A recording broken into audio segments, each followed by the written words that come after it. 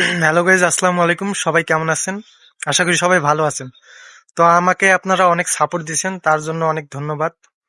তো এখনকার সময়ে আমাদের আগের কালের 90 দশকের যারা নায়ক আছে, যেমন বাপারাস, অমিত হাসান, এরা আবার মুভিতে আসতে চাইতেছে।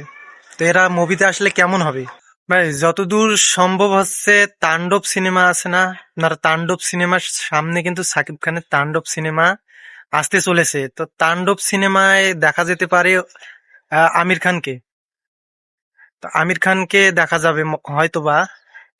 সেখানে নিউজে গুঞ্জন উঠছে যে আমির খান নেক্সট তাণ্ডবে দেখা যাবে। তো তাণ্ডবে আসলে অবশ্যই ভালো হবে। তা আমরা আমির খানকে অনেক আগে দেখছি সাকিব খানের মুভিতে, ঠিক আছে। ভিলেন হিসেবে একদম আমির খান পারফেক্ট আছে। তা আপনাদের মতামতে কি কি বলেন, ভিলেন হিসেবে আমির খান কেমন? আর বাপারাজকে নিয়ে আসা হোক, ঠিক আছে।